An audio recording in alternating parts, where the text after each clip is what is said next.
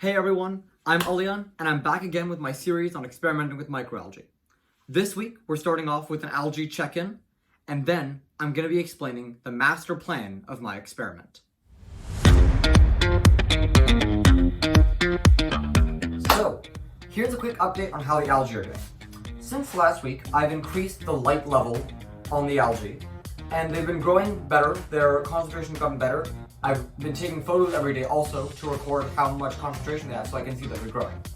And they've actually grown to the point where I can now dilute them with another 75 milliliters of water.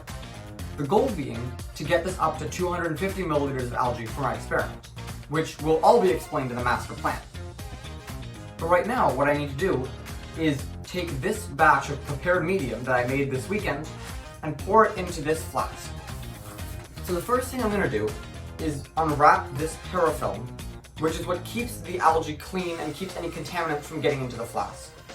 But I also need to open it so that I can get my medium in, and I'll be replacing the parafilm with a new parafilm after the fact.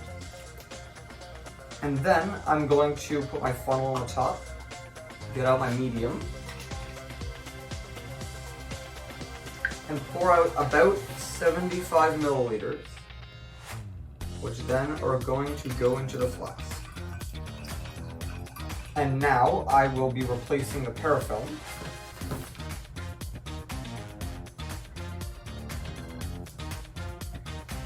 And there we go.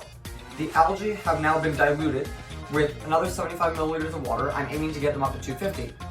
And they've been resealed, which is very important to make sure that no contaminants like fungi or dust particles get into the algae. So you might be asking yourself, what does this guy really want with 250 milliliters of microalgae? And that is an excellent question, the answer to which will be explained in my master plan for the algae, which I'm going to be explaining with the help of this whiteboard. Because if you talk to anybody that knows me, they'll tell you that I love whiteboards. So let's start this off. So, the master plan starts off with 250 milliliters of microalgae in the flask that I just showed. Now, this 250 milliliter flask is going to be shaken so that it's all homogeneous, and then split up into 10 equal vials of microalgae.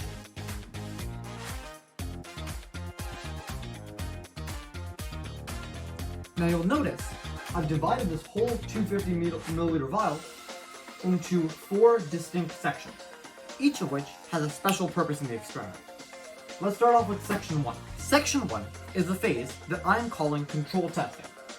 I'm going to be starting off with 3 vials of microalgae containing 25 milliliters each, which I'm going to be using to inoculate or start off a microalgae culture in each of my 3 photobioreactors, which I built in some of my last videos.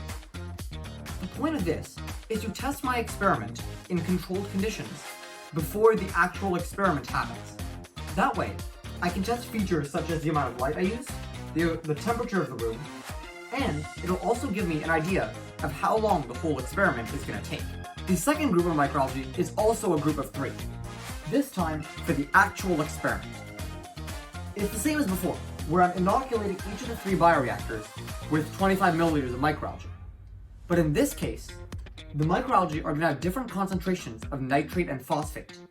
One is going to have low levels, one is going to have high levels, and one is going to have the same control levels as before. This is actually the point of my experiment, to see how microalgae are able to function with different levels of nitrate and phosphate.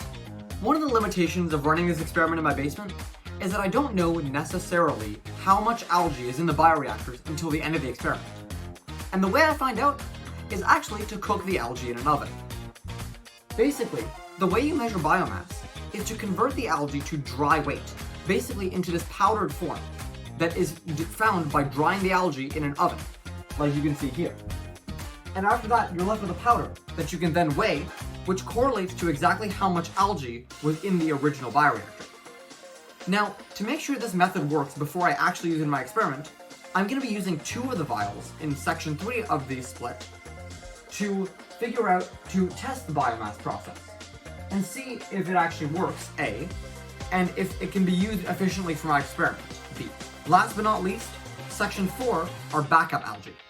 In the event that something goes wrong with my experiment, the microalgae die, or there's some kind of other error, I can always be sent back to the beginning, regrow the algae from the start, and do the experiment again.